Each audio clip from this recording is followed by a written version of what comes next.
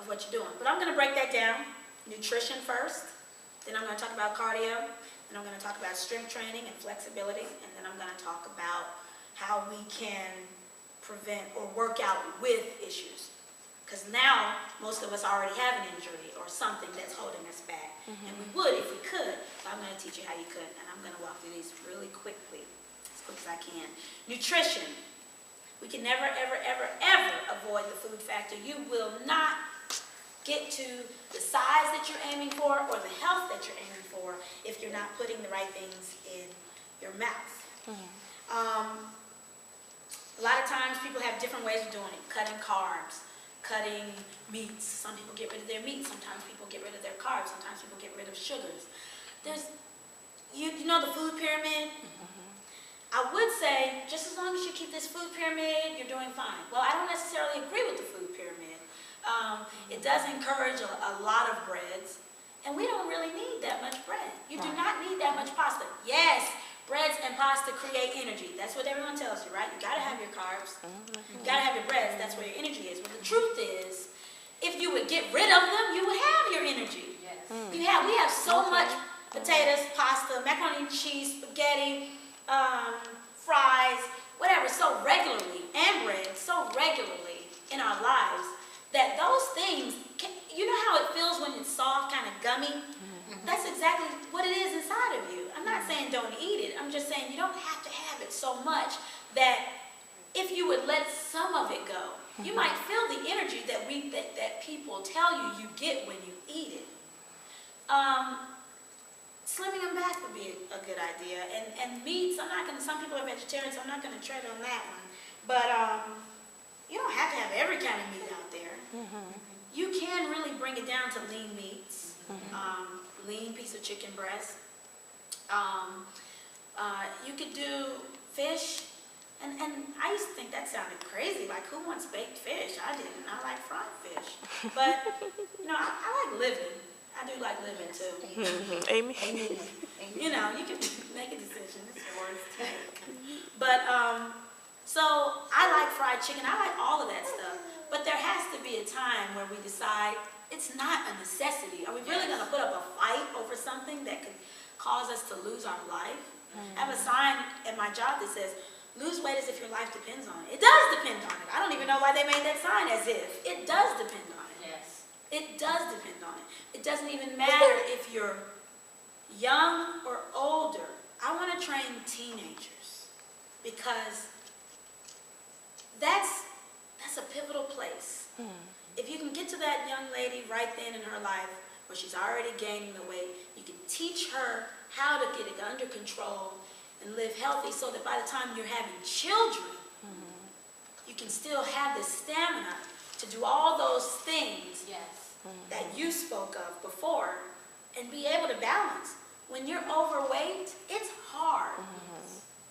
It's harder. I've just been 30 to 40 pounds heavier, and I know the difference my body feels from being 40 pounds heavier. So, now, let me say this before I go any further. Underweight, or not underweight, but being not overweight doesn't mean you're healthy. It doesn't mean you're healthy. You say amen. Because let me use her as an example. She's a nice little teeny petite size, right? But I've seen women this size come into my aerobics class who can't last 5 minutes, 10 minutes. And I'm looking at them like, oh boy, I wish I had her shape. Man, she's so tiny. Look at her. She's awesome. And then when I see her giving out, I'm like, oh no, she has no cardiorespiratory endurance. I might have to go do some mouth-to-mouth in a few minutes. She is panting over there. And it has happened. We've had people fall out. I've had people faint on me, go staggering across the room. It happens because when you're not really ready for work, your body is not going to let you, it's not going to trick you in thinking, yeah, I can do this. No, it'll let you know as soon as you start. No, I can't do this. I remember the first time, Tybo came out? I tried Tybo. Yeah, Tybo. I wasn't a trainer then. So I was doing the little move where they're going like this. And I was going fast. And then all of a sudden, he started to punch and I was punching. I was like, I can do this. I stopped. This was the advanced tape. I didn't start at the beginning because I was in shape. And as soon as I stopped, I'm not lying, this is exactly what I did. I stopped and I said, and I hit the wall, slid down, and went and threw up. Oh my God. I'm not lying. I knew that day my size did not matter. I was a 6. Unhealthy, out of shape 6. So it doesn't matter. Now, but before I go too far, nutrition is key. You have to eat right. You have to eat right. If you don't know what eat right, because everybody say eat right. Well, what the heck is eat right? Some of us have no clue what eating right is, and when we think we do, we're still wrong. So I don't have time to go into all of those details today. I want to, but I can't. So I can give you a card. We can talk about what eating right is. You can Google eating right, and listen. Don't go to those fad diet sites. That's not eating right. We want you to just scale back. If you can think scale back, portion control, and realizing you don't have to have everything. You don't have to have everything. Okay? I'm going to skip that, but that's number 1. Nutrition is number 1. Yes. You can't lose weight without eating. Okay? Like, for instance, you work out at the gym a whole lot, but you sort of eat still how you want, and you're like, well, I've been working out 7 weeks, and I haven't lost nothing. But you still eat wrong. All right. Cardiorespiratory endurance. Taught a class once to a group of Christian women. I only instructed them to march. March and call on Jesus. Because they all admitted up front, listen, we are out of shape. Please don't come do that aerobic stuff that you do to those other churches. Just give us some marching. So we marched. We prayed and marched, and we marched fast. They were already tired from the marching. Because I don't just march. We was born in the spirit and marching. And so that let me know how much we, especially us, and this is dear to my heart, African American women, we really let our cardiorespiratory endurance go. The ability to how long you can go, that's what your cardio is. How long can you go? Can you get out there and walk for a long time?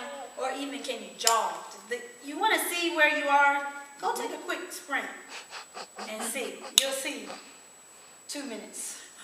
Just about 2 minutes, maybe less.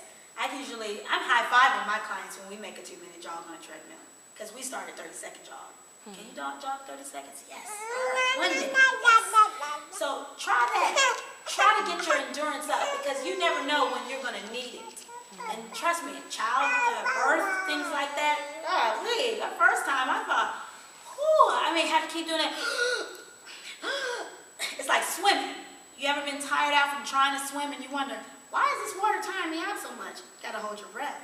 And then your heart has to do everything else. And when your heart is weak, you can't go. So before you try to pick up a weight or a band or anything else, I'm going to tell you, walk and move. Move and walk. Dance, turn on some music.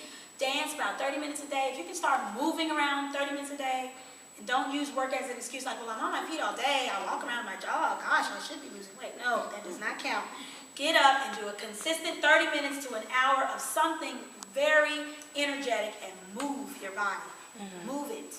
And you will build your respiratory endurance pretty fast. Running is something that builds fast. If you run just like a few minutes a day, it'll build really quick. You'll feel like, I can't run, but you keep trying it every day. You'll start running. It's very easy. Doesn't feel like it, but it is. I'm going to move straight on to strength training. I call it the secret weapon for women. When you strength train, this is how it works. 1 pound of lean muscle burns 50 calories at rest. 1 pound of lean muscle burns 50 calories at rest. So, as a trainer, my job is to try to get about 10 pounds of lean muscle on your body in the course of a year. That's how long it would probably take to get that much lean muscle on your body. So, that's 500 calories at that point that your body burns a day at rest. That's what people get on treadmills and elliptical machines and go running outside to burn. My dance aerobic class that was high energy, you could burn 400 calories in that hour.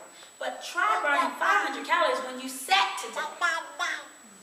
That's why you see the muscle man and he goes and eats a burger and he's really muscular and you think, gosh, how come that's not sitting on his waist like it's sitting on my waist? Well, because he's built all that lean muscle on his body. That muscle has increased his metabolism so much that when you have to take a break, then you're still working. That's why I call it a secret weapon for women. We are the ones who have to take the changes, not the men.